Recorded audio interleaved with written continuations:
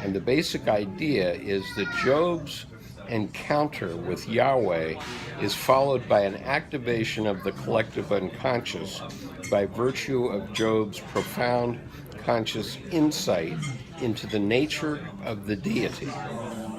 Okay. So Job had this profound insight that God had a good side and a bad side, right? And even though the bad side of God, the shadow side of God, was willing to make a bet with Satan, Job could go to the good side of God to plead his case, right?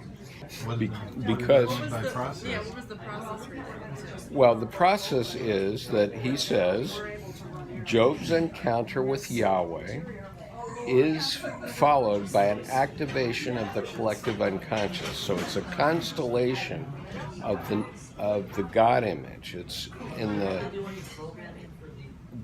It says by virtue of Job's profound conscious insight into the nature of the deity. Okay, so because Job had this insight about good and evil being both within God, he started to talk about it with people, and for 1,000 years they kept talking about it one way or another. Okay, it activated, that constellated an activity which was an emerging God image, okay, as accepted by pre-Christian Jews, okay?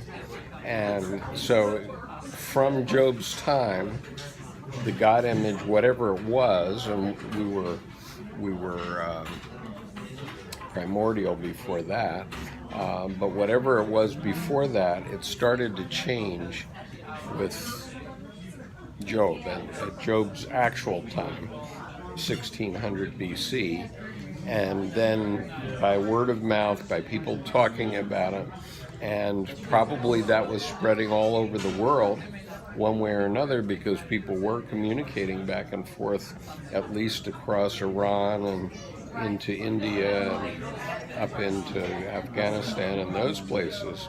So people were talking about it. And then old Alexander the Great, he came through about 350 B.C. and beat up everybody all the way from all the way from Alexandria into India, right? And so everybody was talking about the same stuff, right? And there's an amazing example of this. One time when I went to Pakistan, I went to a place called Taxila, Taxila. Okay, and Taxila was the site of the first medical school in the world. Okay, and so we went into Taxila, and they're still excavating Taxila. It's an archaeological site, and the interesting thing is that there are Buddha images from about 350, 300 B.C. that they've excavated in Taxila, but oh, by the way, they all have curly hair like Greeks. Isn't that interesting?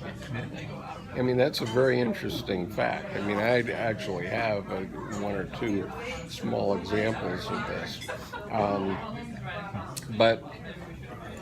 But therefore I know, because I've literally been there and seen it, and there are these huge statues. I mean, I only have one that's about this big, but but they have these huge statues, and the statues show Buddha with curly hair like the Greeks, and they actually commented on this in the tours and so on, and so anyway, stuff was going back and forth across the world. And so now I'm going to shut up. Bill, I want to hear what about this process that you're not following, or I'm not communicating well. Well, let me do it this way, because this is the image I had. So basically you've got a shape, like let's say you've got a sphere, and you've got half a sphere here, and you put this into that larger one, and you pull it away, and there's this indentation. You've molded it, and that's sort of to me what the mind is with the unconscious. You've sort of, and you could say it's the boundaries, but it's actually all the way through the mind. So Jung describes exactly what you're talking about as a coin that's divided between two friends, and only that coin will match the other piece, right? And His necklaces, right. So when you're mushy and you're in love, and right. your partner together. Right. Oh, I just wanted one. Right, and then so the two halves are separated, but only that coin will go together in the same way, right? And so I think that's. But the thing is that what is the thing? So you've got the conscious and the unconscious, the ego and the unconscious, and so in this metaphor, that space, that shape that you left in the unconscious is basically the God image, because that is where it interfaces with the consciousness. And so the God image is going to be somewhat unique for each of us, because we bring a slightly different half sphere, and our minds are all different. So there's that's sort of an archetypal relationship between those two. Then you move on to Job, and that's where I have a lot of trouble. And this may be where I brought up the process. Okay. Just don't let me drink anymore. So what you've got there, to me, I've always I think Jung has it flipped. I really do think that what he calls Yahweh is the conscious, is the ego, and Job represents the other, The unconscious. the unconscious, and that the unconscious is trying to figure out how to deal with the ego, not the ego with the unconscious. Right, okay, so here's what he says. The God image feels obliged to move closer to humankind, so closer to the ego. And so it's coming up out of the depths of the deep unconscious, so some or all can see it.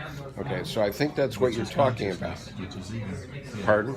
So it's coming. So all can see it. This means it. Yeah. So when it's constellated, it starts to move. Okay, and this is what they were saying, that the encounter caused the constellation of the God image to begin in humanity about 3,500 years ago, 3,500 to 4,000 years ago, everywhere, okay? Because all these things were going on within a 500-year period, plus or minus, or let's say within a 1,500-year period, which is nothing within the history of humanity. So within the history of humanity at this period, about 3,500 to 4,000 years ago, something happened. It may not have been to Job, but it happened to somebody that caused this God image to begin to move toward humanity, which meant toward the ego, right? Yeah, and you also, if you think about it astrologically, you could say that was the end of the period of the age of Aries. Right. And maybe there was something going on where there was this sense of assertion was going on. Maybe there were lots of wars. Maybe, but whatever it was, they were activated and moving in a way where they had to assert themselves, and thereby began the schism, the split, where they pulled themselves out of the unconscious because they had to fight wars or something. Right. I mean, that was do you at all remember? Do either of you remember what the time of David was, and Solomon and David and those guys? Oh, well, I know what it is, because it's. See, I never studied. See, it's the same time. It's the same time.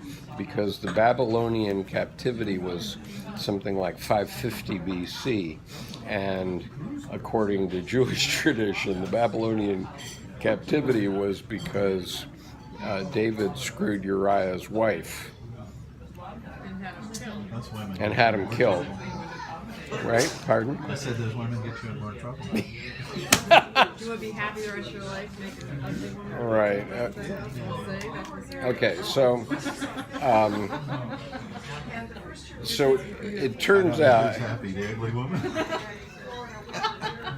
So it turns out I'm going to cut to the chase for a minute, because it turns out that what is emerging during this whole period is righteousness. Okay, righteousness. Okay, as the primary virtue. Now we're going to get to that. Is that the law? No, it's. I think it's conscience.